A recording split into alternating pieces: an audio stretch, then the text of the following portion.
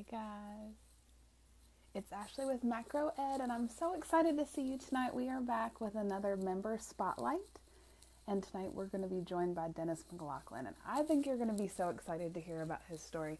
He'll be on in just a second, but to kind of give you some cliff notes, to give you a little teaser, he is the gentleman who won a lot of money last year from First Form as one of their Transformation Challenge winners. He is a great friend of Macro Ed, and he's a different guy. If you guys have been checking out the before and after pictures that we've posted this week, Dennis doesn't look the same. He doesn't act the same. He doesn't do any of the same things. So I'm super excited for you to get to learn about how he made all those changes. And what's cool about us talking to him right now is we can learn about how he's made those changes stick. Because he was really done with the bulk of the weight loss at the end of 2017. And, you know, this is the dicey time. I don't want to say anybody can lose that kind of weight because that's not true or fair. But it is sometimes easier to lose than it is to maintain it. So that's one of the things that I love about his story is that you guys will get to hear about what it looks like now, like what phase 2 of kind of building that healthy lifestyle looks like. So, Dennis, let me see if I can bring you in here. Yes, I think I can.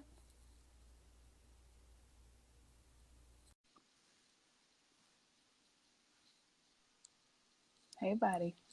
Hey, How are you? I'm good. How are you? Doing well. Thank you for doing this with us tonight. I'm so excited. Of course, of course. Happy to do it. All right. I gave them the little teaser that you're rich and skinny and a different dude than before. That's Uh, how you've been introduced so far. I can't disagree with any of that, so I won't argue with It's, you. it's worked out. All right. Can you tell us a little bit of your background as far as like, give us your place in the world? What do you do? What's your career like? That kind of stuff. Sure. So, I am born and raised in Virginia. I'm a finance guy by trade, so my job today is I manage a finance team for a payment processing company, but just been in financial services for close to 20 years now. So I sit behind a desk and do a lot of spreadsheets, a lot of numbers. It's not terribly glamorous, but that's what I'm good at, and that's what pays the bills. So I have a wife and four kids, four little kids, 13. Well, not some of them not so little anymore. 13, 11, um, 8, and 5. And can you still see me? Because I can't see myself. No, you went blurry and That's weird. pixelated. I'm hoping it will come Um, back. There you go. I there. okay, there I am. Sorry about that. So That's yeah, okay. sorry. So I have three boys and a girl. I say that it took me 4 tries before I got the girl on the fourth try. So she's the little one. Yeah, and so that's I guess that's me. So it's pretty busy around here, and tonight was swim practice, and tomorrow will be some other kid event. So there's a lot to juggle when you have that many children. Absolutely. But I think that's one of the things that makes your story so great. Like some people have the luxury of sort of putting themselves in a hole, encapsulating themselves, and just working really, really hard on transforming themselves. There are different seasons in life for different people, but you managed to do this while doing all of those things. And I think for a lot of our people, they're where you are. Maybe they have two kids, but but they're kind of Right. in your shoes. And so that's one of the things I want to hear from you about is how that whole balance worked out. Honestly, the way I balance it, is really I get up at 4 in the morning, and that's when I find ways to, as much as I physically can. When I kind of set out to do this, back in the or beginning of 2017, you know, in order to be successful, I was going to try to make it the least amount of disruptive to kind of my home life as possible. So exercise, for instance, exercising in the evening when kids have activities and such is just not it's just not possible. And not to mention the fact that I don't terribly like working out in the evening. I'm more of a morning person myself. So, waking up early and exercising worked out well. Everybody's still asleep. I can go to the gym or I can go do whatever. And I'm done as people are starting to wake up. And so, that was kind of one thing. And then, as it related to diet, I'd prep my food and kind of do my thing for during the week. But then, with some exceptions, when we would have dinner and stuff as a family, I would just try to find ways to make whatever, as much as possible, whatever was being made, work for what I was doing at the time. So there was, and well, I'm sure we'll get into this, but I had a part of the year that I was counting macros, and there was a part of the year I was doing the keto and the thing, and there was a part of the year that, I was doing some other kind of different things towards the end of the year, and each time I just tried to work it around, kind of what my family was doing. So, taco night, I'm not eating taco shells, I'm making a taco salad, and I, over the course of the year, it just became a tradition where, like, at my seat, I'd have my little food scale to the left of my plate, and if I'm portioning out my food, I'm weighing it first. I'm getting a little thing to weigh it out, and then so I'm still eating with the family, I'm still eating what they're eating, but I'm just taking a couple extra steps and maybe an extra Mm-hmm. minute before I sit down to eat, to kind of just I'd figure out what I had room for, and then I just make it work. So that way, again, like, and if they wanted to have pizza night, like, we had pizza night, and I just would eat something else. And so, I think my kids would probably give me a hard time and say that, for that year, that they felt deprived, but in reality, Poor things. they were really not made to suffer at all. We still went out to eat on occasion. We still, like I said, had pizza night. So I just find ways to make it kind of work around kind of what the other five people in my household are doing. So Absolutely. If we flash back, so it's December 2015, no, 16, 2016 to yeah. January 2017. Can you describe yourself? What were you like? What was that guy? Who was that guy? Yeah, like, I was in a pretty rough spot. I mean, my background. So at the time I was, end of 2016, I'm 40 years old. Uh, I've been heavy my whole life. I mean, I literally, as long as I can remember, was always embarrassed to take my shirt off. I'd find reasons to not go to the pool with my family, or just not go to the pool in general. Because I just was embarrassed. And so, being heavy for that long, takes a toll on your self-confidence, and just how you feel about yourself, and kind of how you just operate, not just in the physical sense, but just in kind of every aspect. And you don't really realize it until you kind of get past it and look back. But, kind of looking back, I was in a pretty low spot in the end of 2016, just kind of feeling really bad about myself, and 280 pounds, probably the heaviest I'd ever been.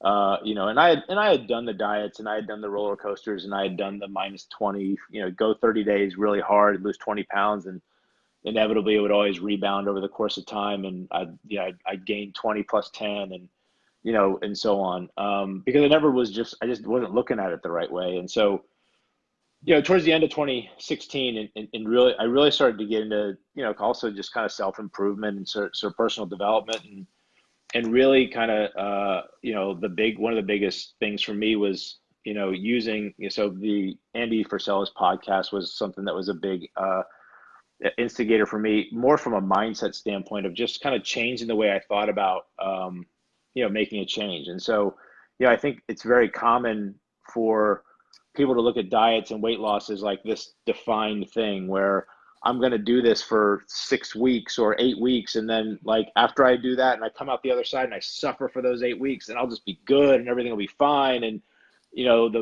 everything will be magical, and I won't have to worry about it again. And what I sort of started to get into my head at the end of 2016 is, I don't have to tolerate being heavy, like I've been for my whole life, and I don't have to put up with it. But if I'm going to make that change, it's going to take a really long time. It's going to be hard. It's going to be frustrating. It's going to take I mean, I'm 280 pounds at the time. And so I think, a big part of the beginning of my journey was just getting my mind right. I mean, if you don't, in my kind of looking back is, if I hadn't sort of accepted that this was going to be a long-term thing, and find ways to kind of approach it differently, then I was going to fail like I had however many other times. And so, kind of that mindset piece, and then really kind of finding ways to stretch myself out of my comfort zone. And that's where the transformation challenge with First Form came into play for me in the beginning of 2017 in January, because it was a way for me to hold myself. I was trying to find ways to hold myself accountable, and sort of stretch myself out of my comfort zone. And that was, and I'm sure, anybody who's tried to lose weight, or is in the middle of it now, can relate to this. And, uploading my 280 pound, shirtless pictures to the internet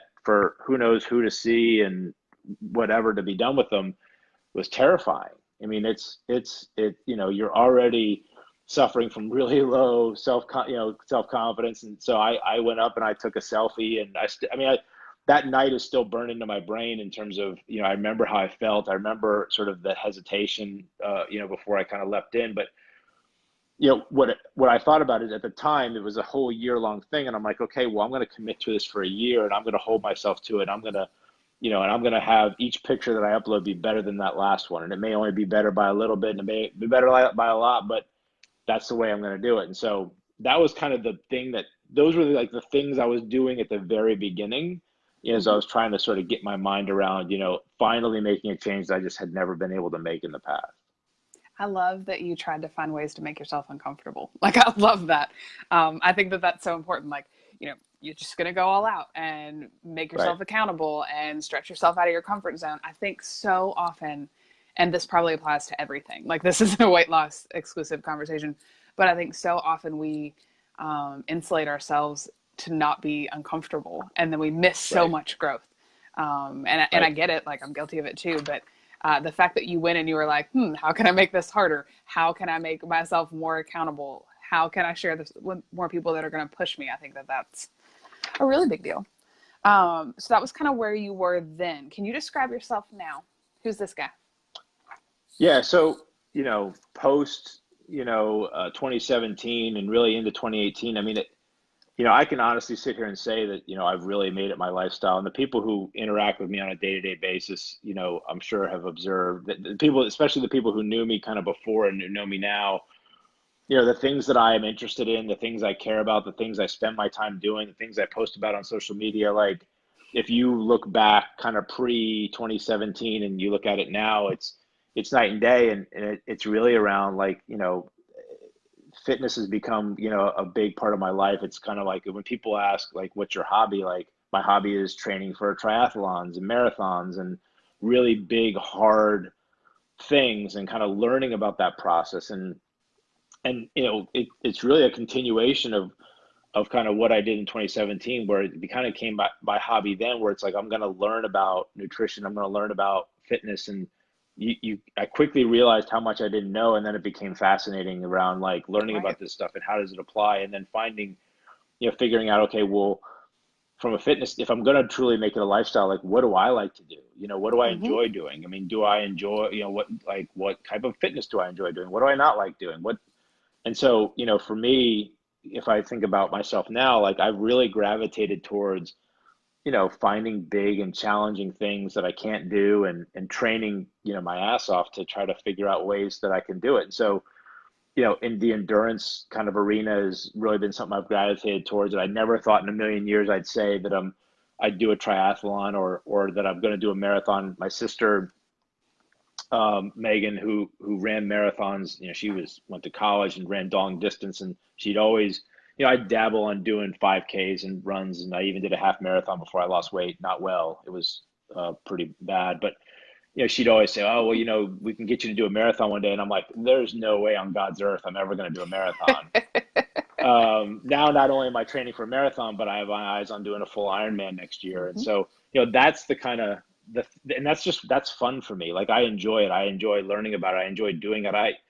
In a, I guess, perverse way, I enjoy the suffering that goes on Yeah. with training for these crazy events. But, like, that's what I get a charge out of. And then as I've met, new people along the way, I've built a lot of new relationships, yourself included, along the way. And so it's like finding ways to interact with those folks and kind of, do some of these things that I'm describing along with those people. So, I did the 100-mile bike ride with Jeremy and Dave last year. I'm gonna do the half Ironman with Jeff Roth, and hopefully Jeremy and some other guys next year. And so it's like finding, like, that's the stuff I get excited about. That's like my main hobby, and I think that's what makes it so much easier for me to maintain this, kind of my weight and my, my clothes size and all that. Is because, it's something that I enjoy doing. Like, I don't look at it as a burden. I look at it as fun and just kind of who I am now. But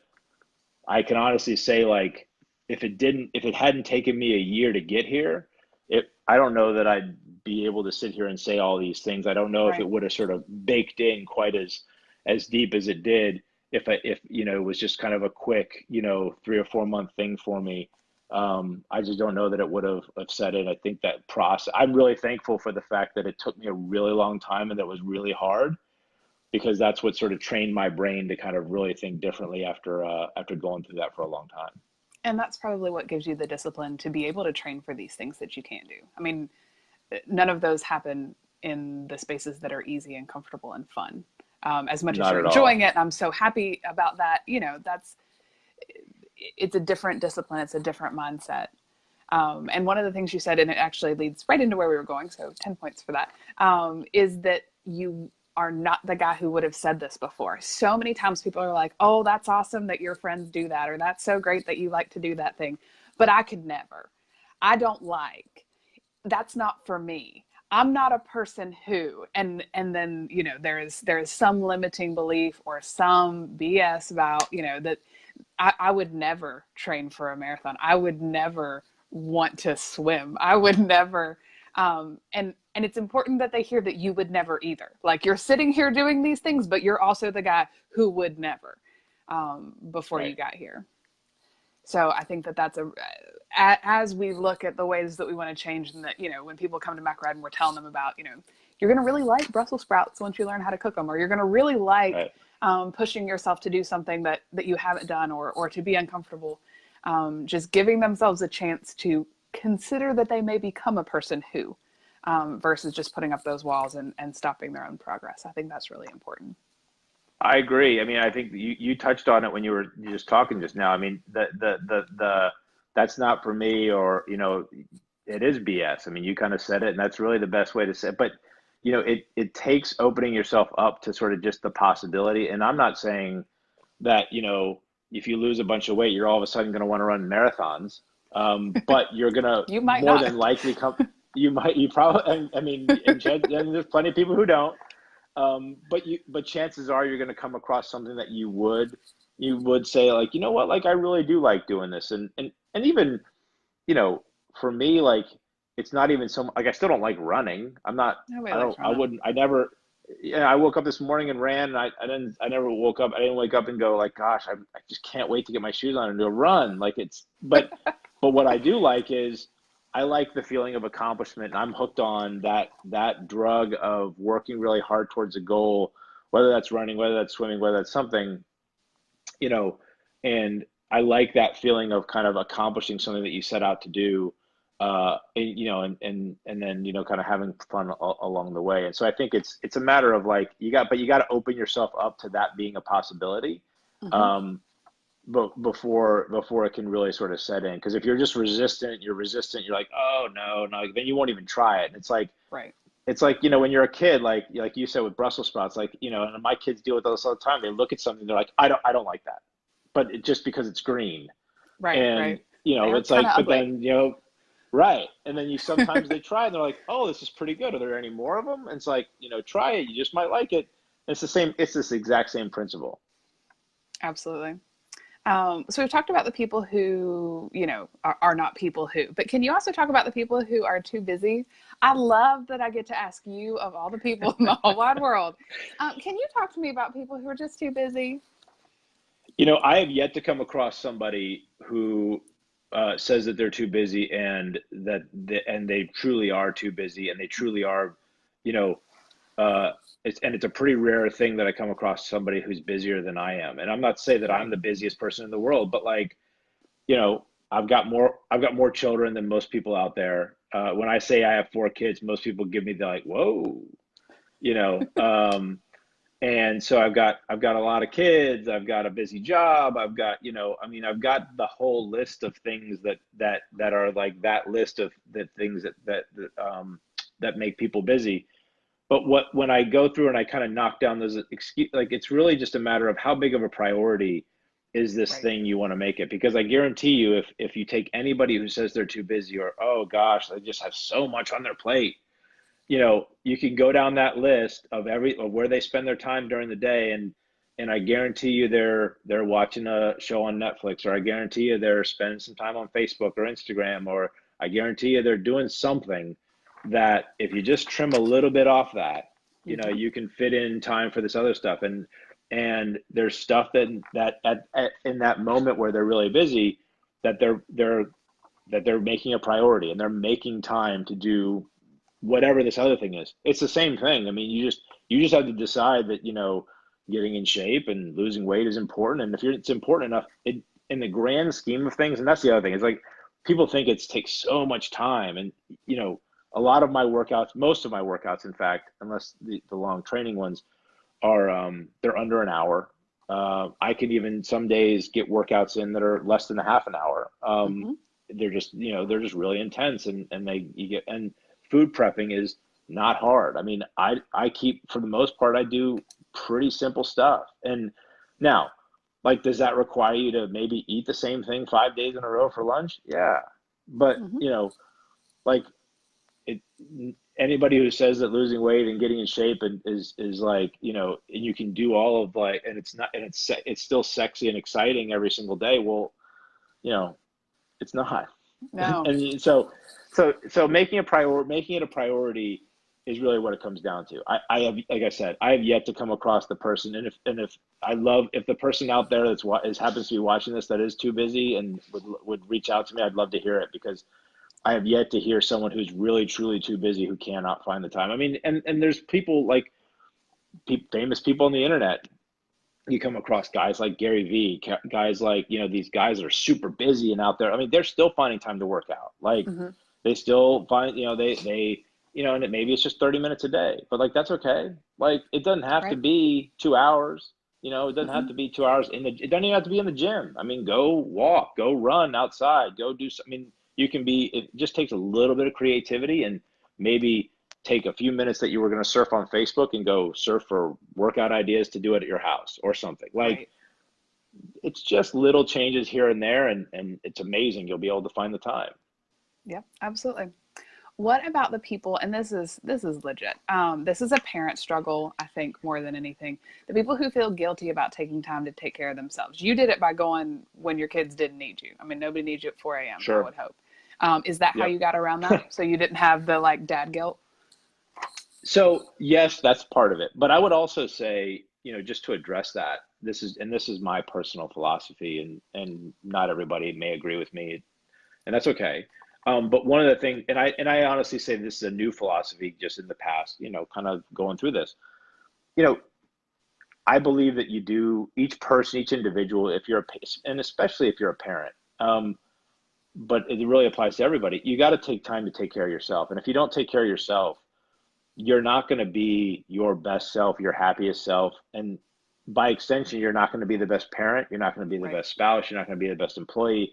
If you're not being a little, call it selfish if you want, but like, if you're not taking care of yourself, I mean, and, and I think that really, and make, not just taking care of yourself, but making it a priority in your life that says there's this stuff that's important to me, and I'm going to make sure that I find time to do it. And most of the time, you can find ways to do it in a way that accommodates, your family, and kind of stays out of their way. But there's going to be other times where, it is a priority, and like, you're going to take time away from your family to take care of yourself. And I did that, with long training rides, that would be, 4 or 5 hours. My wife was taking care of the kids for, the full first half of a Saturday and the first half of a Sunday. And sometimes, on really long runs or rides, I'd just meet her at the soccer game. There's stuff like that. And again, like, in the grand scheme of things, like, it's not a lot of time, and the payoff, at least in my opinion,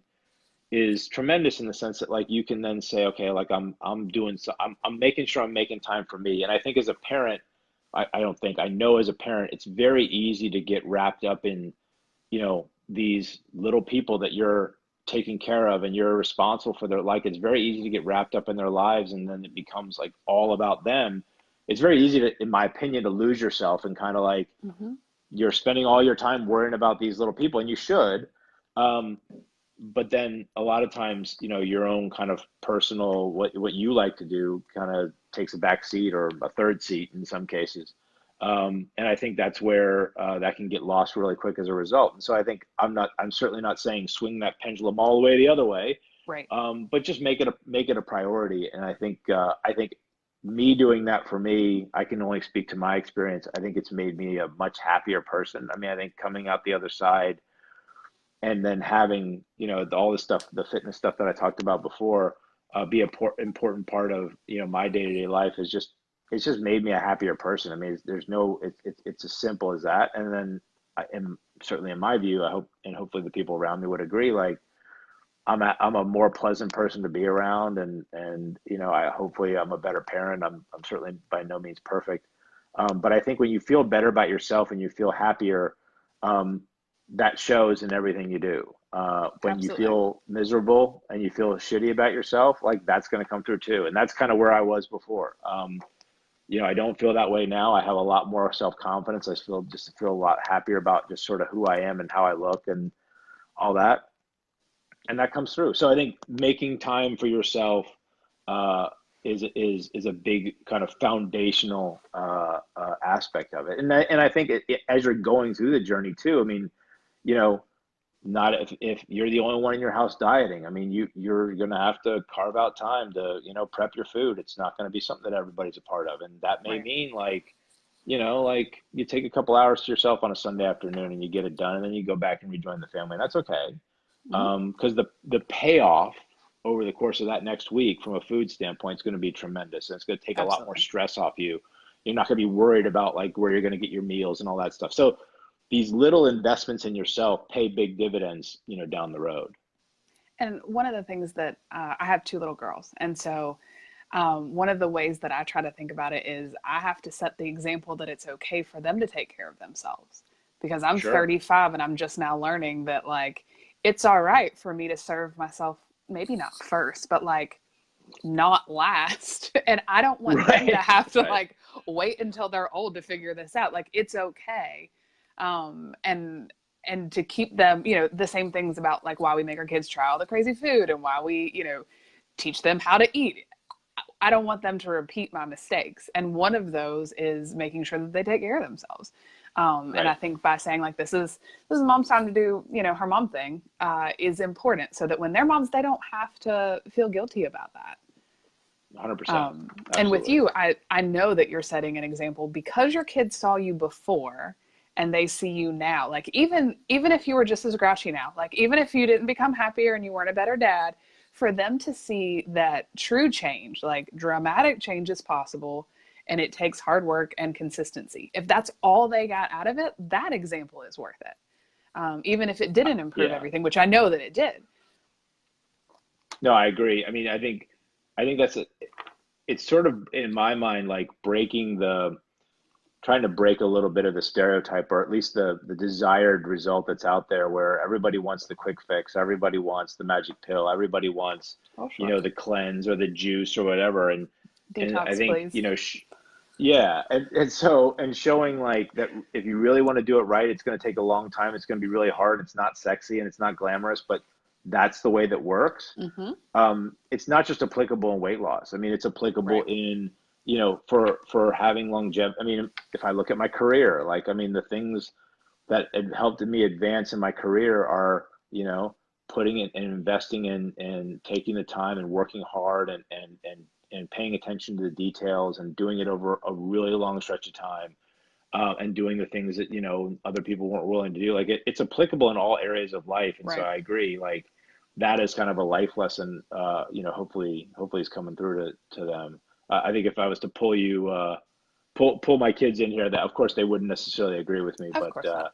but it'll sink in later when they're a little older and wiser, and they realize that that their parents actually do know something. Right, right, right, right. They need a decade or so, and then they can tell you how great Right. you are. That's right. All right. What are some of your strongest beliefs and values? Obviously, integrity and doing the hard stuff.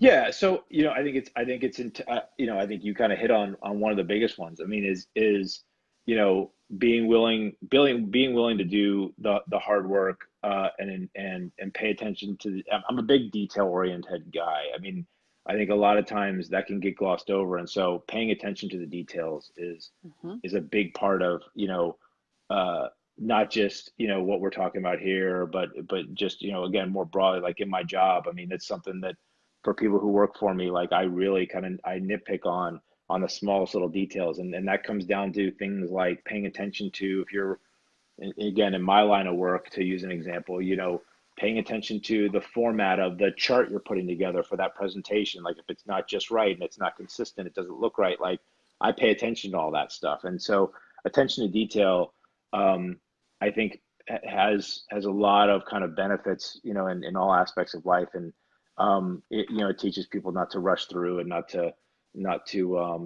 gloss over things that end up being important. So Hmm. that's one of the big things for me.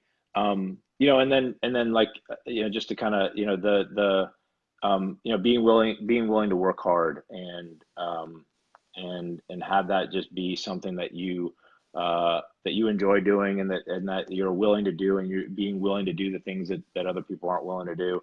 I think the other one of the other principles is, I'm a pretty blunt and straightforward, kind of person. So, I like, I just like not BSing. Hmm. I just, and sometimes that rubs people the wrong way, and sometimes, the people don't like necessarily, being that, when you're that direct. But I believe I'd rather have someone tell me to my face, even if I don't like the answer, Right. um, than dance around it, or tell me something that I know that they don't believe. So I think it's sort of like having integrity with how you communicate with people, and even if that means sharing a tough message, and that's something that I certainly don't have a problem doing. I wish more people were more direct, and kind of didn't maybe take things so personally. And I think people would get a lot more done and be a lot more.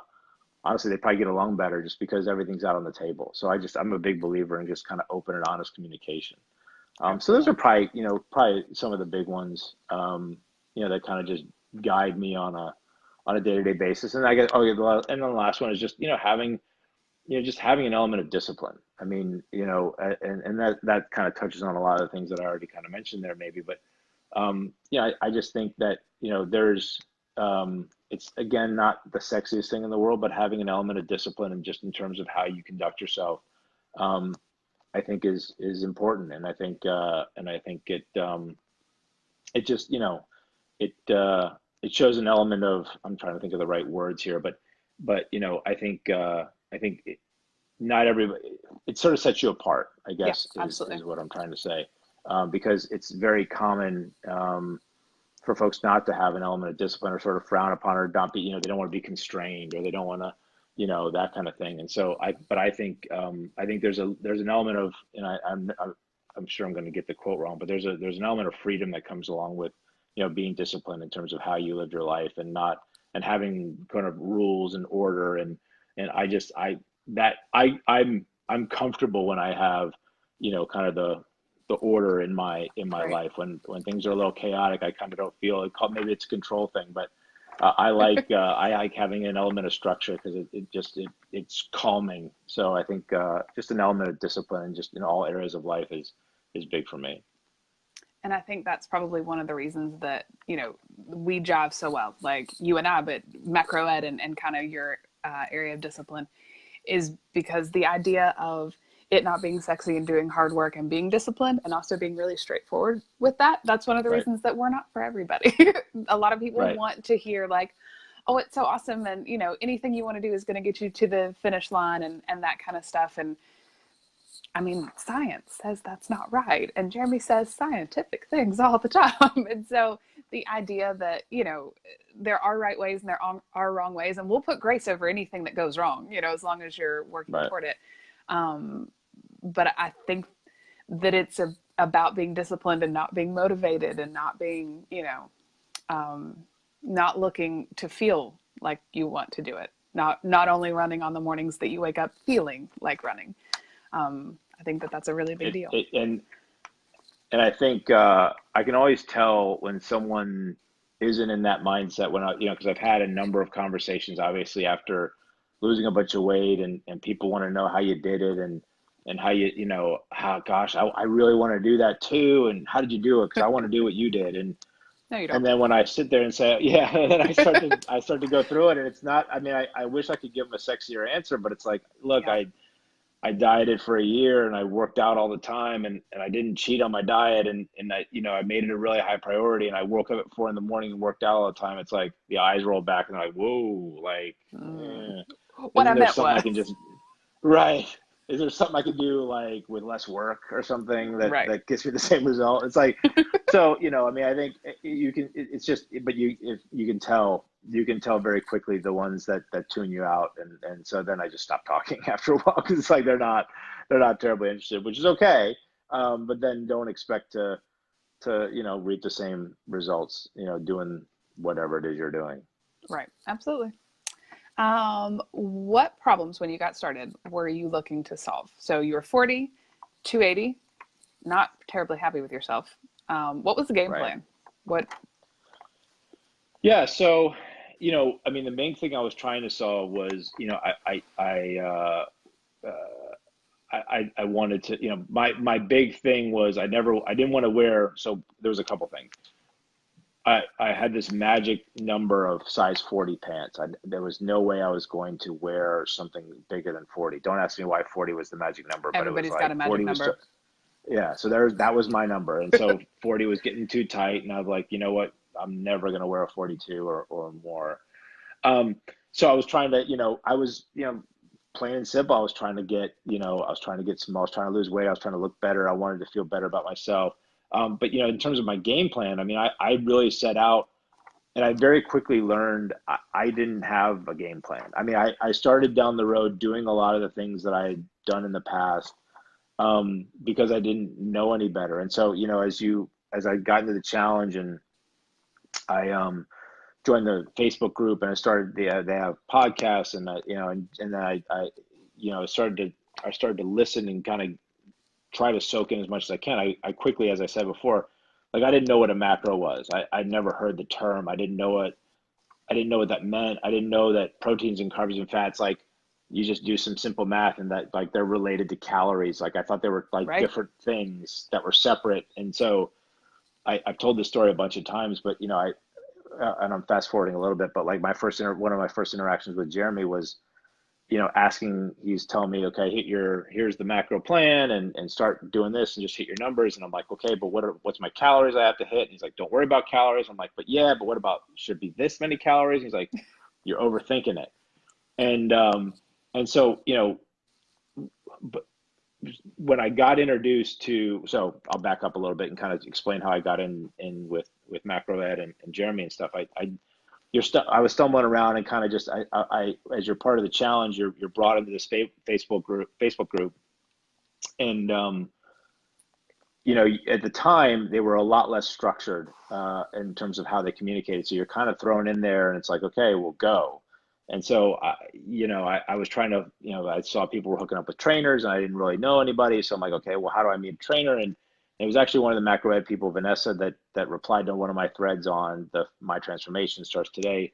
I still remember this interaction when she said, okay, well, you know, you should reach out to Jeremy Mullins. And I'm like, okay, like I don't know any of these guys. That seems fine. And so, but when I started to look into his communities, and he sent me his groups, and I looked into it, and you know, I started just seeing what everything was about.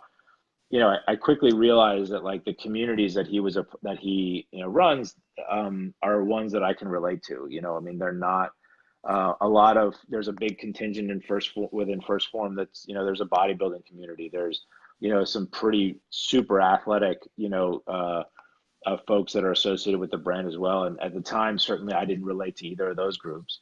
But you know, I think it was fortunate that I had that interaction with Vanessa on that Facebook group, because I can definitely relate. And then he introduced me to, you know, macro ed, and I think, you know, fast forwarding a little bit, you know, I started to just basically throw myself into everything that I could and try to soak up as much as I could. So, you know, as I became part of Jeremy's, you know, transformation group, you know, you know, there was some macro ed challenges going on or getting ready to happen, and so he said, okay, well, you know, you can certainly join that. So I'm like, well, I'm going to join that. I basically was going to say, take every opportunity to try everything that I could, because once I realized, like, hey, there's a lot I don't know. I'm just going to open myself up to kind of everything. I'm going to, and Jeremy would hold Q&As and I'd be at every single one and I'm asking questions or I'm just listening and I'm joining the macro ed challenge and I'm doing this and I'm doing this and I'm doing this and I'm just trying to touch as many things as I could, just to try to, and I'm listening to the TNT podcast that First Forum puts out, and I'm listening to Jacob Wilson, who puts out a lot of good content, and I was looking up old videos that Jeremy had done way back when. So like I'm literally like bringing in everything. It just became kind of like a little bit of an obsession. So like that's, as I started to soak all that stuff in, it became a lot. I could look at what I was doing and I could start to adjust, on my own a lot easier. Because in the beginning, what I knew how to do was go to the gym and do your standard, chest and tricep workout and, 3 sets of 8 and do that, do 6 sets and then kind of call it a day. And I didn't really know much about different types of cardio and when to do what kind. And so, but then sort of fast forwarding kind of and learning as I just described, I was able to kind of look at my plan and go, okay, well, like, you know, if I lift this way, if I lift heavy, then that does this. If I lift light and do a lot of reps, that does this. If I do that in combination, and here's how I should do, this type of cardio, and this is what this, this is interval training, and here's how you do that correctly. And Right. so I just started to learn, and then that, and so, where I'm going with this, it starts to snowball on top of each other. So I start to tweak my plan, and then I start to try different things, and I'm like, okay, well, I hear about this, I'm going to go try sprint work, and I'm going to go try, and so that became, this evolution of like, finding new things and keeping it interesting and keeping it different. Because, one of the other things that I kind of knew early on, but came to the forefront a little bit later is, if you do the same thing day in, day out, week in, week out, it's going to get really boring really quick. If you don't find ways to spice it up, but at the same time, like, you don't know what you don't know. And so Right. I think, going back to something I said before, if you open yourself up to, like, chances are, if you're overweight and you've been overweight a really long time, there's probably a whole lot you don't know. So if you just sort of start with that as your premise and you just try to soak in as much as you can, you'll quickly get exposed to, and then you have a willingness to try some of those things that you get exposed Right. to. Then you'll start to say, okay, oh, there is more out there. There is different ways of doing this. There's these different exercises, even if it's, whether it's weightlifting, whether it's cardio, whether it's this, whether it's approaches to diet, like the macro thing. Like, I still, to this, like I said, I didn't know what it was. When I talk to people about macros, like most people I talk to, they're like, I don't know what does that mean? What's a macro? I don't understand.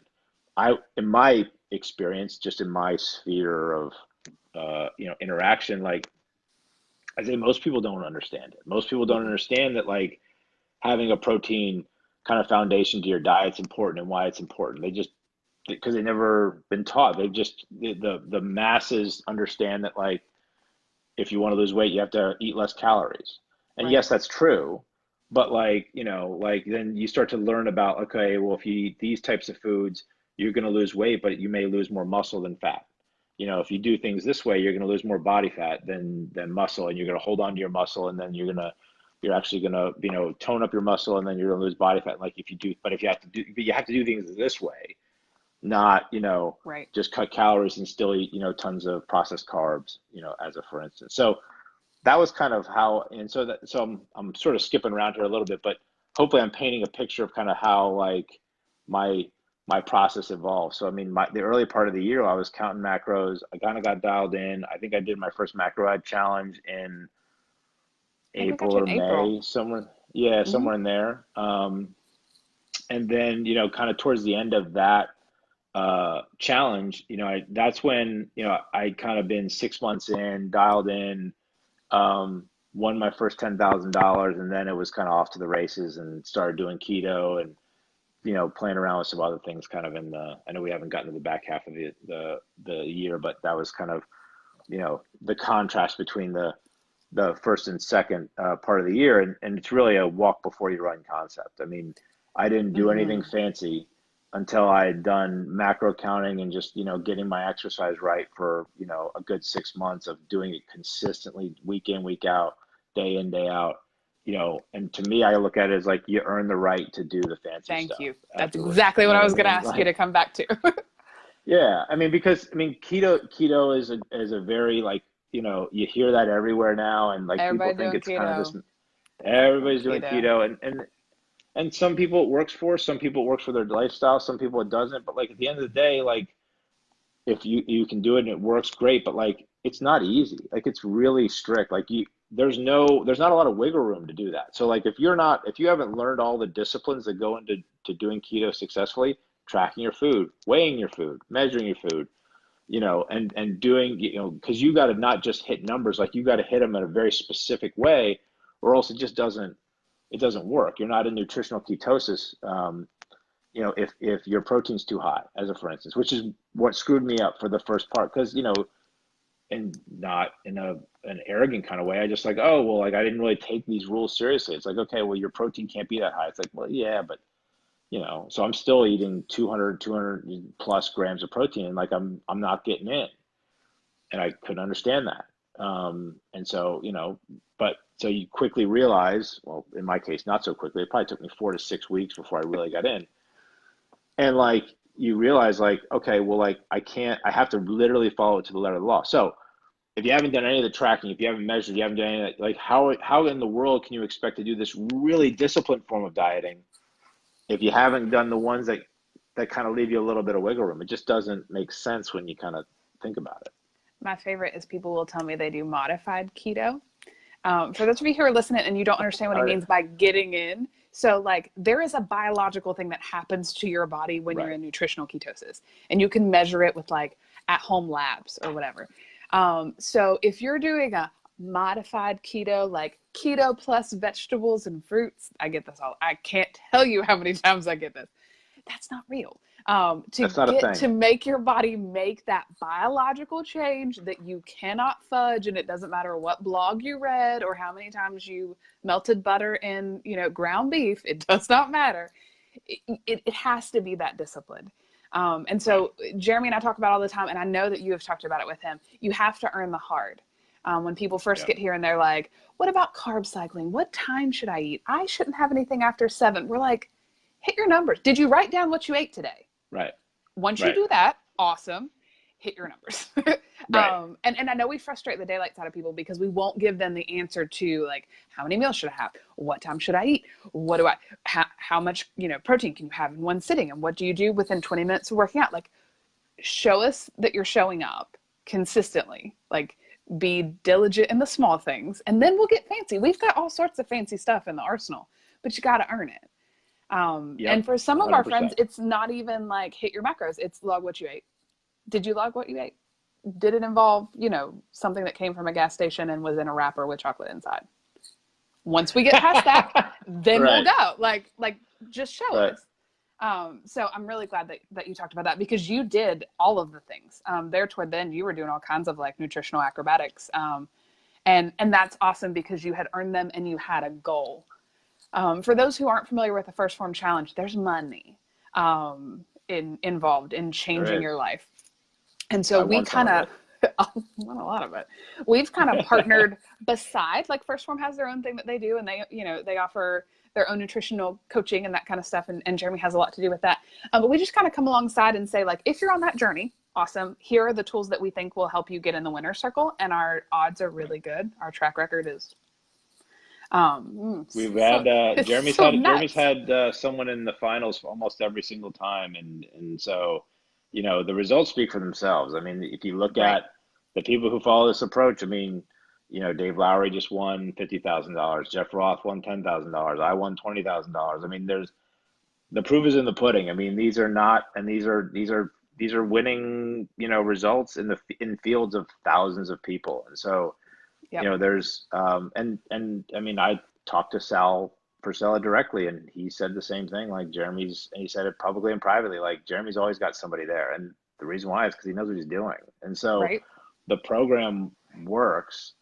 Um, and like I said, the proof is in the pudding. And so, and I think I'm obviously a big believer in the challenge. And if you know me on social media in any way, like I'm obviously a big believer in the brand, and it's done a lot of good things for me. And so I think, but it's also it's just another way to keep yourself accountable, and so Absolutely. is there an opportunity to win money? Yeah, and there's an opportunity but it's also just an opportunity for you to, find yet another tool that's going to hold you on the line and kind of keep you, on the straight and narrow. And for me, the challenge did wonders in that regard. And then, there's a lot of there's support, when you combine kind of the support you get from that community with the support you get from macro ed, like that's going to help you through those times, especially in the beginning. I mean, I've described it before, like in the beginning, especially when you're first starting out, like you need that support, and you need Right. you need to be around people who are doing the same thing that you're doing, because it's a really lonely place in the beginning. And I've been there certainly, when you're just starting out and you're dieting and you're the only one that's in your circle, so to speak, that's doing that. And um, whether that's your circle at home or just more broadly in your job and what have you, and you're not seeing the results and your clothes aren't fitting and you got no one backslapping you and you got no one, you haven't won any money or you haven't won, like you have nothing to sort of fall back on that's sort of reassuring you, like it's a pretty lonely spot. And so I think these communities, I think also one of the things I really found beneficial in the transformation community, as well as and especially in macro ed, is the support you get. But I think part of that, the key there is you gotta put yourself out there. You gotta, and that was something that didn't come naturally for me in terms of interacting with people that I'd never met on social media, and being part of posting your MyFitnessPals, every day, and interacting and asking questions and attending the Q&As and interacting with people that you don't know and asking questions that you may think like, well, this is a dumb question, maybe I shouldn't ask it or whatever. Like just ask, like put yourself out there, meet some Absolutely. new people. um, I think that's important, and it gives you again that support, especially at the beginning, like when you're going through a tough time, to talk to somebody, even if it's just for a hot second on social media, like that can be the difference between kind of hitting your numbers for the day and having a bowl of ice cream before you go to bed, and falling off the wagon. So, I think it's those are some of the big kind of side benefits of these communities. And then the relationships that come out of that. I've made a bunch of new Absolutely. friends. I mean, I'm talking to one of them right now. As a result of being part of these communities. But I don't think that I'd have these relationships if I didn't put myself out of my comfort zone and sort of interact with people that I didn't know, and that kind of stuff. So I'd say I felt like that's important to kind of put out there, for people to Absolutely. kind of, because I think there's some people that doesn't come naturally to. It certainly doesn't come naturally to me, but it's important that people do it. Absolutely. And for those who are like from the macro ed side and they're not familiar with the first form challenge, it's just a great way to add that extra element of, prize and community and Right. something to hustle for. So everybody can do both. So if you're here and you're like, oh, there's money, I'm going to get, small jeans and there's money. Yes, come talk to us. We'll help Right. you with that. And if you're Right. here for the money and you're like, how do I get small jeans? We can also help you with that.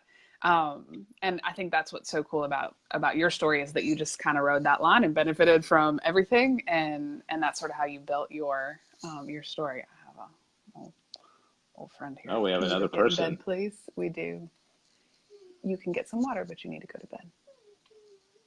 Well, you can go grab a snack. I'll see you in a little bit. All right, That's so okay. I can totally relate. I'm just gonna be a mom. If she had pajamas on, I would let her say hi to you guys, but she doesn't. So, all right. I think we did all of those. Did you doubt yourself when you got started? Absolutely. I mean, I just expected, when you have, and I really try to, kind of harp on the fact that, like, when I say I was heavy my whole life, like, I really was heavy my whole life. Like, I had failed at this 100% of the times that I had tried it before, Mm-hmm. in terms of like doing it and being consistent and really seeing the big results. Um, so, never in a million years did I think, well, I shouldn't say that. I certainly didn't have the confidence to say, like, I can lose 85 pounds and, you know, get in the best shape literally that I've ever been in, get down to a size 34. Like, I just like these, where I was able to go were things that I didn't even consider as a possibility when I started. Um, because when you failed that many times and you're so used to being kind of, in this bad place, for lack of a better term, like there's nothing that you can hold on to that gives you any confidence. And so, you know, I really, there's a quote that, um, in one of Andy's early podcasts that just became kind of my go-to, and I'd probably listen to it more times than I can count. And the quote is, it's the work comes before the belief. And that to me encapsulated like everything, especially at the beginning. Like, you're going to have to do a lot of work for a really long time before you start to see results that are significant enough that are going to then create the belief and create the confidence and create the momentum. Like, it's going to take some time before you see any of that. It's going to take Absolutely. a good amount of time. And there's some saying, I can't recall it, but like the time it goes, it's something to the effect around the time frames in terms of when people around you start to notice the changes. And it's really true. I mean, the people who see you every single day are not going to notice the change probably for, I don't know, 4 months in, 5 months in. Right. I mean, where like then you got people around you, like, giving you that positive reinforcement. So every time, all the time leading up to that, like, heck yeah, I doubted myself. I doubted myself every single day. And it was, just sort of like holding on to that, kind of work comes before the belief mantra. And it's like, I'm just going to believe wholeheartedly that if I do this every single day, it's going to pay off. And then eventually you get momentum, and certainly winning $10,000 halfway through the year helps. And, there's stuff like that was helpful along the way. But in that early part, it was just a slog. But again, I'm glad I did it, because I can now, I can honestly kind of look back, and I feel like one of the things that hopefully that when I talk to people, or if people hear what I kind of did, is, I want people to look at what I did and say, okay, like, that guy took a really long time, but he did it day in, day out. And if I do it just like him, who's this guy who's unremarkable in kind of every sense, like doesn't have genetics or any of that stuff, like he's sort of proof. Like, I think it's good to sort of have someone you can relate to and go, okay, like, he did it and it worked. Like, it's not Right. just hyperbole oh yeah, you have to work really hard. Like, there's a guy who actually did it and it Right. works. Like, and so that's really what I try to harp on, a lot, is you just got to fight through that, and you've got to basically believe that, the end result that you're going after is more important than, those periods of self-doubt. And you just got to be willing to fight through it.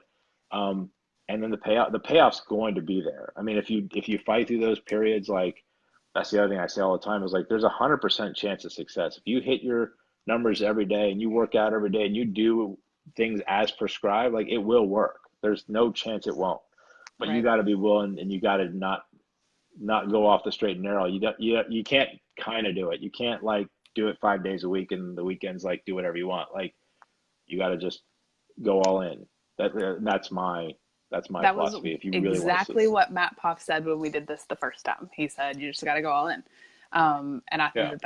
I think that that's crucial. You said you're unremarkable, and please, like, hear me say, the thing I love the most about telling your story is that you're unremarkable. Like, your results are remarkable, but you didn't have any like special legs up. There were no like secret, magic pills or superpowers, and Nope. that's what makes your story great to me.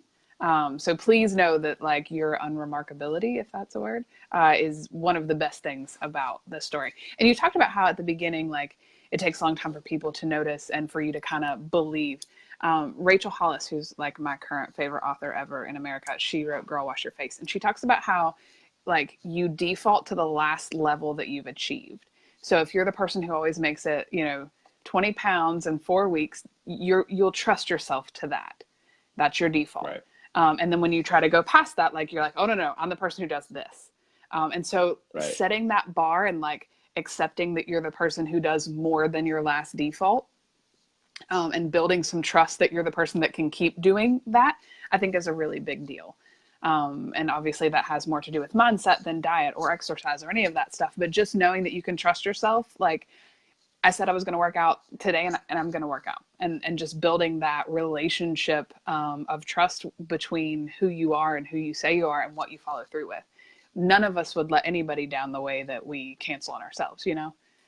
Um, 100%. And I would just add on, I think what you just said is fantastic. And I think I would add on to that, like, when you start to get into that point where you're past that point you've been before, I mean, just think about how cool it's going to feel to sort of like break through that barrier. And if Right. you're the guy who could always lose 20 pounds and never kind of get past that, like, think how cool it's going to be to see 30 pounds, and like, and just, like that payoff is so much more worth it than kind of falling off the wagon and just regressing. And so, I mean, I think that's part of what what got me hooked on, the stuff I talked about earlier around kind of setting big goals and going after them. A lot of that was born out of, I never in a million years thought I could lose 85 pounds. And I mean, I got my weight at one point below 200. Like I never, ever, ever would have thought that. I never would have thought I'd see my abs, which I saw them for like a hot second there at the very end. They were there at the Um, beach.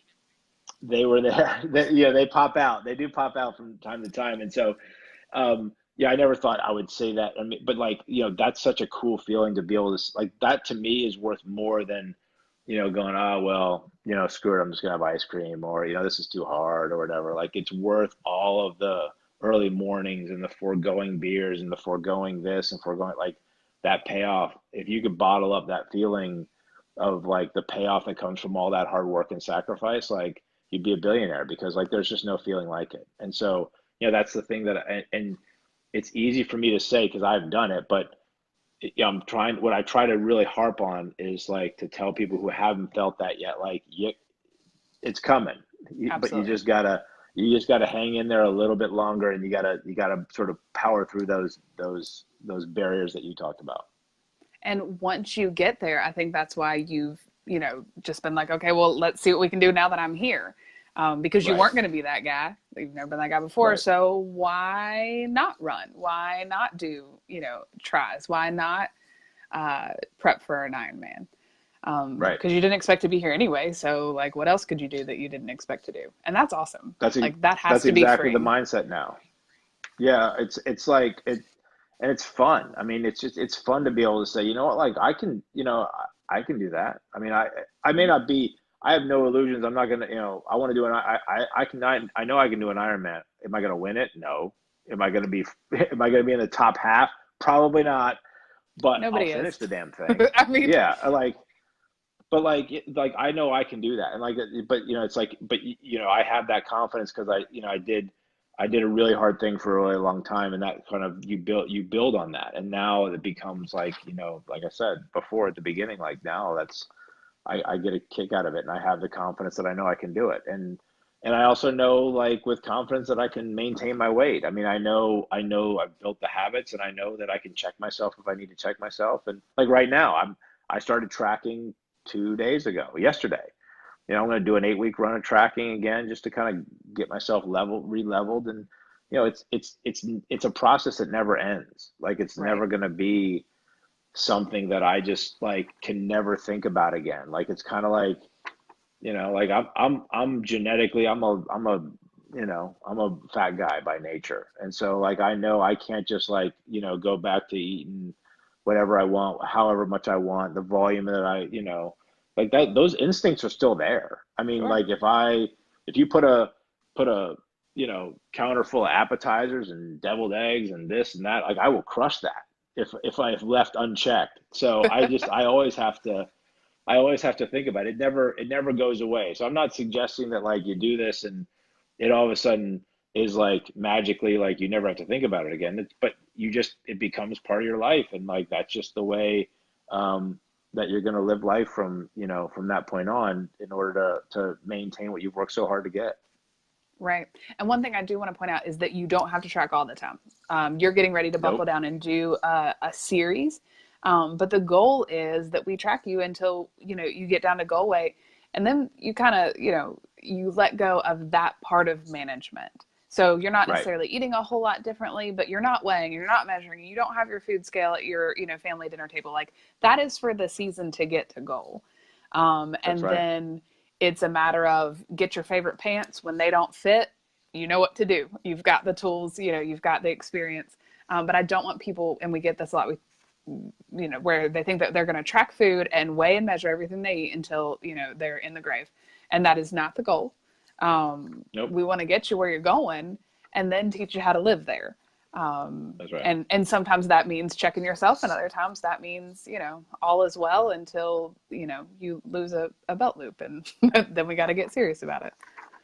Well, and part of intuitive eating is also just, balancing everything else you're doing that day. I mean, Right. part of, like when I didn't track for the first 6 months of the year and I maintained my goal weight, pretty much the whole first half of 2018. And part of it is, like I know if I'm not going to work out that hard, I'm not going to eat as much. But Right. if I go out and I run 10 miles, like I can have a few beers and, like I don't have to weigh it all out and measure it all, but I just know like if I burn 2,000 calories that morning, the few beers I have that evening aren't going to kill me. So, but you got to, like, and, I know it's a little cliche, but like you earn it. Like you figure Hmm. out ways to find that balance and make it work. So I agree with you 100%. Like, yeah, your goal should be to not to be make it so that you don't have to track all the time. And then Right. like I'm doing a series because I want to support I want to do it alongside the people that I'm working with in the transformation run this next go round. I want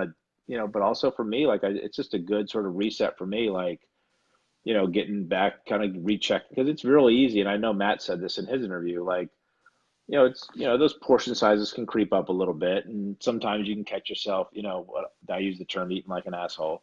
You Yeah, can you it can you happens. can find yourself, yeah, sometimes doing that. And so, it's a good way just for me to do 8 weeks of just, kind of resetting the discipline. So, I'm going to be posting my macros in my little group, and I've got a text string with Jeremy going, and we're going to keep ourselves accountable. And when I come off the 8 weeks, like it'll be a good that'll have been a good run and kind of a reset. So it's just finding ways to kind of just reset your going back to the discipline point I made before. Right. And people who want to work with you, put comments and he'll come find you. So just Yeah, as you're yeah. listening to I this and mean, you're like, oh, he's got a group, absolutely. he's got a group. And it's great. I get to like creep on them. So it's kind of a That's right. fun deal. And everybody who heard you say intuitive eating, we're going to back that up. And this is not sanctioned. Dennis did not say everybody can Right. do intuitive eating. This is something that you earn. That's If right. if I ate intuitively right now, I would just keep cruising the direction I've been going, and that is not what anybody wants. So I cannot trust my intuition right now, and you couldn't have, at other times either. So for everybody who's like, oh yeah, Dennis did this with intuitive eating, no, he did not. He earned intuitive No, eating with a year and a yeah, half of discipline. This is what he did. that's right. That's right. So if you want to do intuitive eat, do the other stuff that I did first, and then come talk Right. to me. Absolutely. I pierced my nose when I was like 26 because I was registering for my last doc class. And I was like, man, I'm going to have kids. And someday they're going to be like, oh, well, you pierce your nose. I want to pierce mine. And I'm going to use that same thing. Do all the stuff I did before. If you are finishing up your doctor degree at 26, I'll take you and I'll pierce your nose myself. I've Um, got the same thing with tattoos. My 8-year-old has already told me he's going to get tattoos too, and I'm like, well, I didn't get my first tattoo until I was 24, and I had my own job, and I was out of my parents' house. So if you want to do that at that point, knock yourself out. Absolutely. And I didn't get all the rest of this until I was 40. So if you want to do it when I like Dad did it, be my guest because you won't be under my roof anymore. There are new ones. Can you tell me about the new ones? Are Yeah, they fitness related? I feel like they probably they are. it's honestly like I have not gotten anything fitness related yet. That's coming. Okay. I honestly, I turned 40. I had a little tattoo before, and I really like them. I really like tattoos. I like the way they look. I'd have a Jeremy Mullins sleeve if I didn't have a corporate job. I look at the work that he's got. And I'm like, I want that. I just dig it. I like the way it looks. Yeah, I do have my kids' initials. They're weaved throughout, my shoulder and stuff, and so um, I'll keep adding to it. Kind of along the side. The big tattoo that I'm really looking forward to the most is getting that Iron Man on the back of my leg. That's Absolutely. probably the one I'll enjoy that one the most. But I don't know. I can't really give a good like. I just think they look really cool. I like the way they look, and I'm gonna keep getting them. And I'm gonna be the old man in the tattoo shop getting more ink. But you know, it's just what I like to do. I guess I don't know. You're It's not something that it's not something that people usually think, like people who know me, like kind of in my job and stuff like that, when they see that how many, kind of what my shoulder looks like, they're like, and I'm a finance guy and a numbers geek, and it doesn't know, there's a little bit of a discrepancy there, but it works. Your shoulder tattoo is the most controversial tattoo on the internet. When Dennis took his first picture, this is so great. And we answer this question like, I don't know, you probably answer it like every time you take a breath. But he took a picture in a mirror. And for everybody who like can science and math and like life, things are backwards in a mirror. So he takes this picture in a mirror Right. and it's like super obvious. You can see the phone. It's not like a selfie. Like you can see the phone in his hand. I'm Right. going to open a Go-Gurt. Excuse us. I'm sorry. And anyway, so then all the after pictures, somebody else has taken them for him. So you have this like big guy who doesn't even look the same in the face anymore, clean shaven. Then you get this bearded, like shredded dude, and the tattoo is bigger and on the wrong shoulder. So this is clearly like Right. not the same guy. This is fake news. And every time we post a before and after, somebody's got to say something about that tattoo. Every single time. I mean, so I'm glad you brought that up. I mean, people, I love it. if it's a selfie, it's gonna be backwards. It got to the point where it happened so often that like there's an app you can download that like you can mirror a picture and flip it on your phone. Mm-hmm. So I flipped my day one so that the tattoo would be on the normal side, just so that I could post my side by sides and wouldn't get it's not the same guy. And so it's funny. So Dave Lowry he's got a bunch of tattoos too, and he was the same. It was the same thing. And I think Jeremy got tired of it because I every time I'm like, oh, tattoos on the wrong side, not the same guy. Like at one point he's like, dude, you got to stop saying that because people are gonna think you're serious. Because it was without fail. There was always, and I got a kick out of it because I'd reply to every comment. I'm like, that's me. I promise, it's me. It's me. And they're like, oh Right. no, I didn't. I didn't mean anything by it. But for me, it's something that's so terribly obvious. It's amazing how many people just don't realize, like you said, how mirrors work.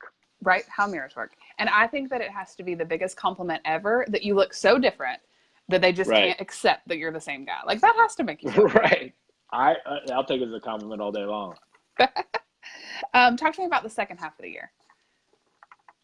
So the second half of the year, that's when we got a little fancy. I mentioned I did a keto run, and we really, in addition to the dieting stuff, it's kind of, I was doing keto. One of the other things I really started getting into was, um, you know, Jeremy challenged me to do a 100-mile bike ride. I'd started getting into cycling.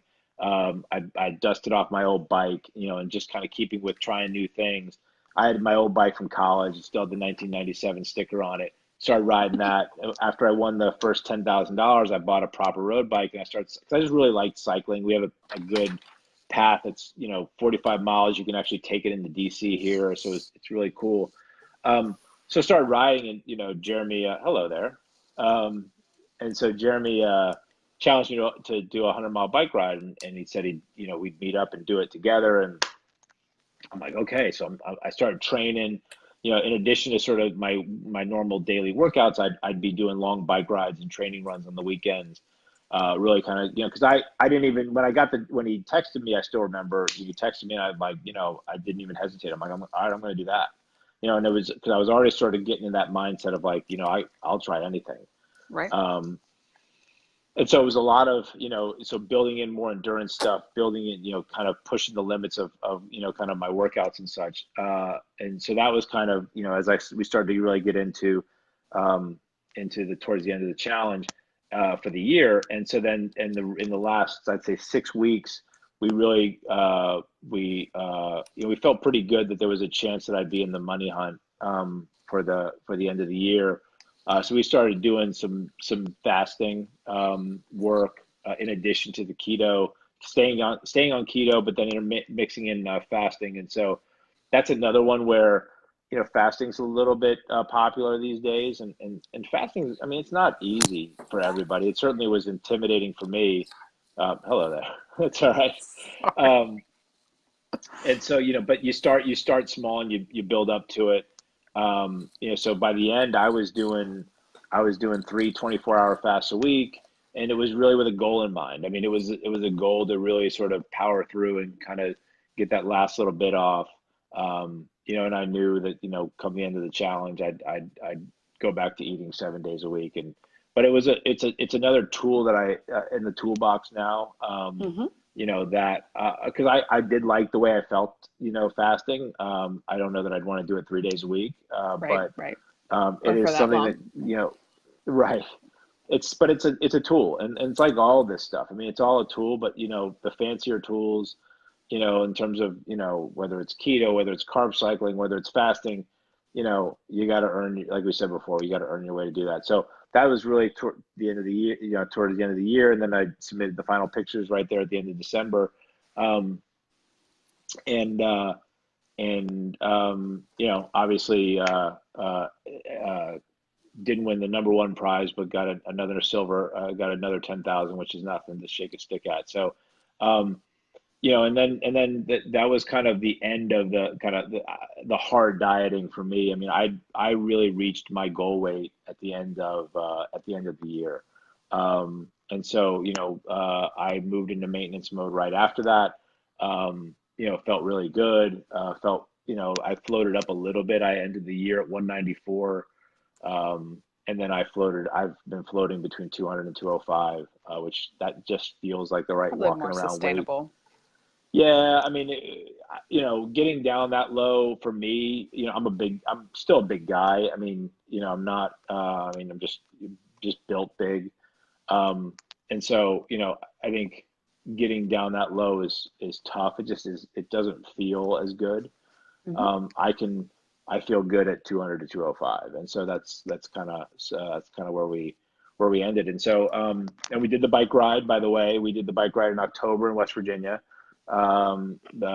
Myself, Jeremy, and Dave Thompson, and so that was another big event. That's 9 hours, 100 miles.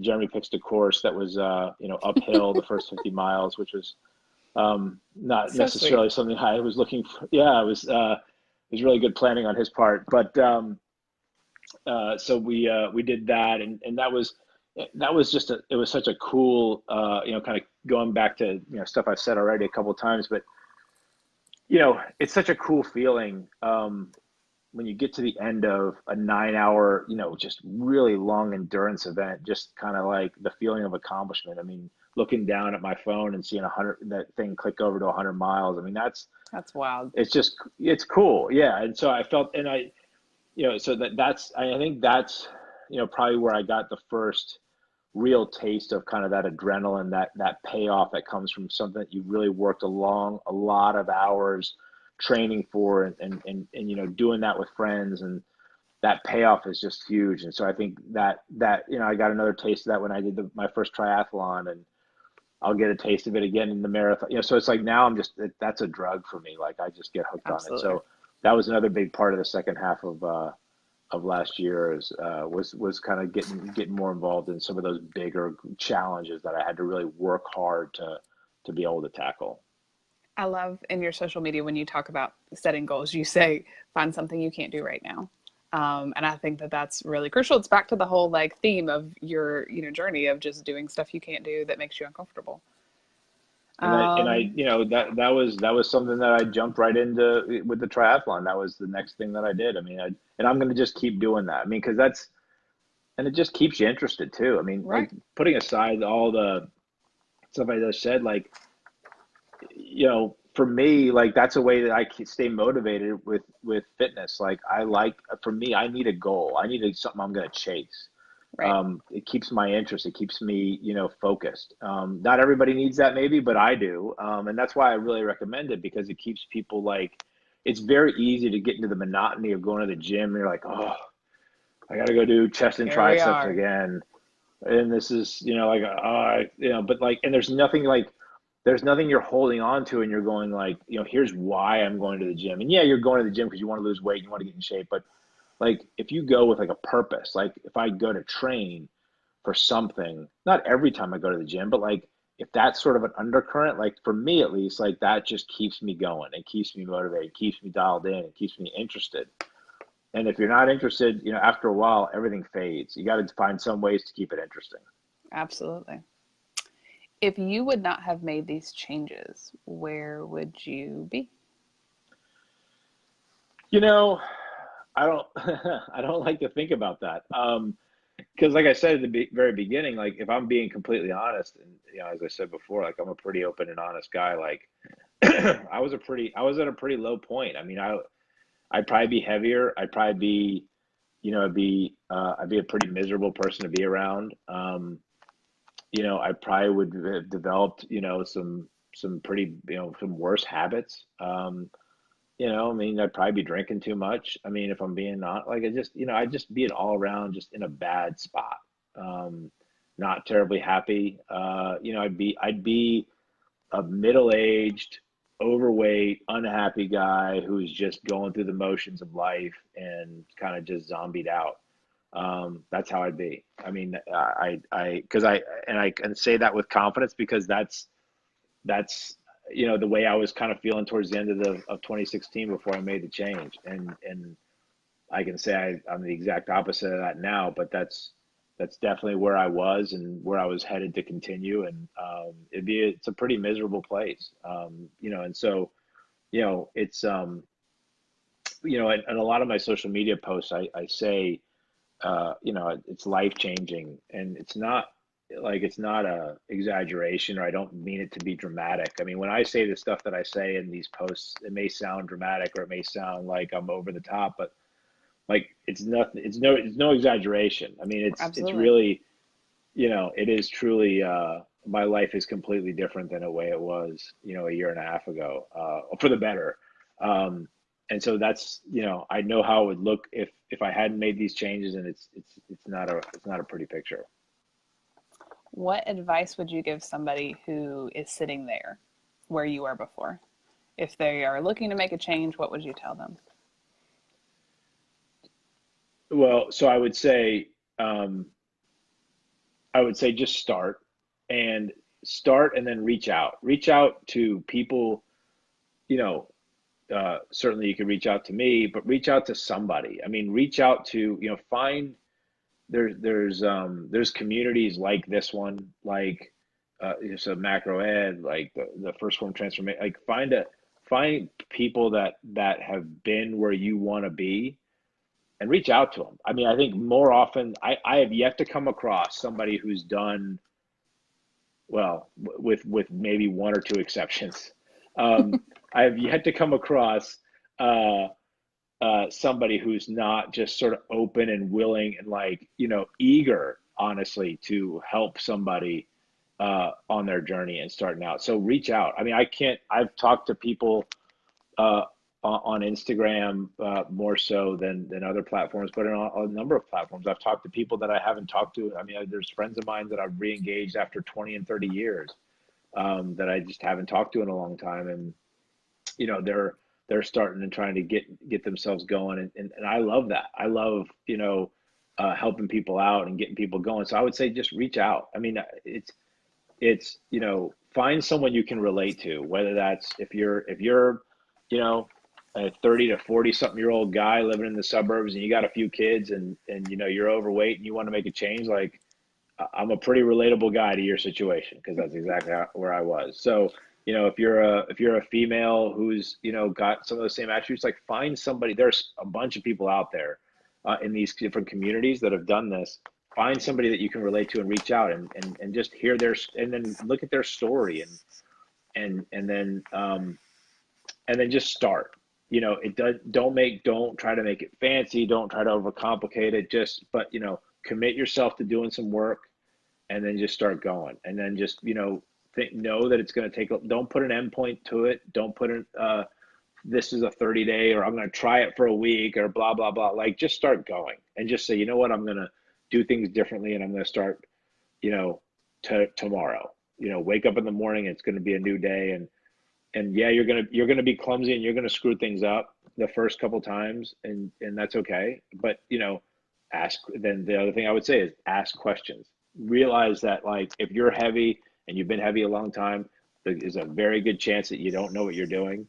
Um, Learn, like Right. reach it, like and just try to soak up as much as you can, and like make it fun, like make it interesting to learn new things, and like if you don't have fun in the process, like if you don't enjoy the process of getting there and figure out a way to enjoy the process, like it's just going to be a miserable slog. So figure out what elements of the process that you can gravitate towards, that you can find fun and interesting, and will keep your interest, and then hold on to those, so like if you like running, or if you want to learn more about running, like then focus on that. If you hate running and there's no way on God's earth you ever want to run, maybe look at cycling, maybe look at, I don't know, swimming. Like there's any number of things, activities, weightlifting, take a class, spin class. Like, another thing, I've learned to do spin classes. I've never thought in a million years I'd do a spin class. I love spin class now. So try some new things. Like you'll figure out like something that you like, and so put yourself out there. And so I think, these are kind of the main things. These are all things that I did that kind of got me out of my comfort zone, especially early on in that lonely place, where you don't have momentum, you don't have results. If you do all of those things and you really sort of, kind of get out of your comfort zone, like that can help get you going. But if you Absolutely. approach it kind of closed off, and you're resistant, and you're not really sure, and you're tiptoeing in, like just go all in. Just go in. Just kind of let yourself go, and then I think you'll find that it's a lot easier to kind of get into momentum and get into a groove if you just kind of like let go, and just kind of go get into it, and don't be apprehensive. Like again, these communities, like they're so encouraging, they're so supportive, and people who have been through the journey, like, and like myself, like I know how shitty it is. I know how hard it is. I know what it feels like to be fat for 40 years, and how miserable, and all the shit that goes along with that. Like I know what that's like. Absolutely. So like, find people and communities that you can relate to, and interact with them. And like you'll find that like that will help kind of carry you. And sometimes you only need to get carried through for like one day. Sometimes you have a rough week. Sometimes, you're going into vacation and you're terrified because that's your like your trigger point. Like everybody has their thing that like triggers them, or some people like it's the Absolutely. weekend, some people it's whatever. Find somebody who's done it and reach out to them and go like, hey man, like how do you handle this? How did you handle that? And you'll find that like again, 99 times out of 100, like they're gonna be very responsive, and they're gonna be very willing to sort of like give you advice, and then like take their advice, like try it Do their the way, things.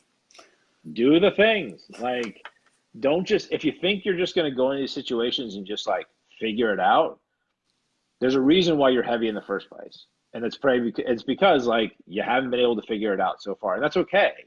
Absolutely. But rely on the people and the resources that are out there, especially with the internet and social media and stuff. Like there's so much stuff, and it's just a click away. Like, and then that will snowball into momentum. That will snowball into knowledge. That will snowball into new relationships. Like as I said before, like you'll make new friends. Like, and that will be those types of things that you sort of get eventually. Like that'll just that then it becomes easier. But Absolutely. in the beginning, you're going to have to get yourself out of your comfort zone, if you truly want to make, kind of big changes. Like someone like myself, or Jeff, or some of the other people that you see on the out that have done it. Like that's the way they do it. It ain't Absolutely. easy for anybody. Mm-mm. My phone says it's going to die, but I've got some rapid fire questions. So, first, in case I lose you, Sure. let me say thank you. I've been looking forward to this so much, and I know that so many people are going to get a lot of inspiration and a lot of knowledge and understanding and belief in the process that this terribly unremarkable guy has this totally remarkable story, which is my favorite thing. So, thank you for doing this. And then I got some No problem. questions I've for you. enjoyed it. Shoot. How do you take your coffee? Black. If Darker the better. Okay, so like dark roast. Oh yeah, like it's like I'm a big Americano guy, so espresso and hot water, like nothing in it. That's how I roll. Nothing, there's no foo drinks, in my life. We could have coffee in the same room, but I don't want any part of, of that. If you had to do one workout for the rest of your life, which I know you would hate, but what would you pick? So I would do the EMOM workout every minute on the minute. I do, 6 different exercises. It's just, you're doing multiple rounds.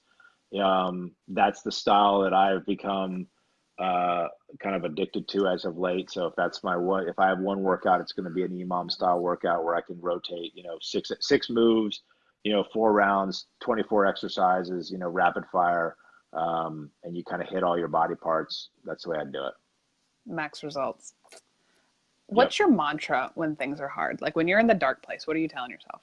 What are your lines? So, especially early on, it was the work becomes before the belief. That was Mhm. my early on mantra for sure. I mean, I think you know, today it's I kind of boil it down to my simplest, to its simplest form. I mean, probably the most recent example where I've really gotten into a dark place is, I really had a hard time learning how to swim this year. And that was a big goal I set out for myself to do a triathlon. And that was hard. I mean, I'll be honest. It was not easy for me to learn how to swim, and it was very humbling. Um, but and I had to hire a swim coach and get coached like, like my little kids do. But the thing that kept me going there was like, you know what, like, if you do the work, if you put in the time, you're going to get the result. And that's what I kept telling myself. And after training sessions or weeks where I couldn't swim more than 2 laps at a time, I'm like, how in the hell am I going to do a triathlon if I can't swim 2 laps? Like, but I just kept coming back to like, just keep at it, keep at it. Don't, the worst thing you can do is stop. Right, So just keep absolutely. trying, keep hammering, keep learning, keep watching, watch YouTube videos, ask questions. Like, I hired a coach, like I said, and so just, if you do, it just comes down, if you do the work, you'll get the result. And so that's what kept me going. And it's true. It was true with weight loss. It was true with swimming. I did a triathlon 2 weeks ago.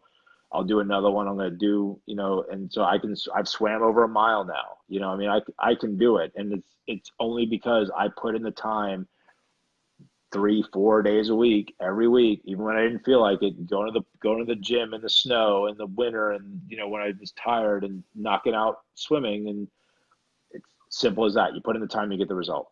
Absolutely. Um, what snack is always in your bag? Uh, I'm probably, hmm, I'd probably say mixed nuts and stuff is kind of a go-to for me. That became a go-to for me. I mean, don't get me wrong. Like I can, like if you want, okay, if it's a good snack, like a good for you snack, it's nuts. If it's a bad snack that will not do me any benefit of eating it, it's like I can crush some chips and salsa like, like nobody's business, and like it'll be gone before you know it.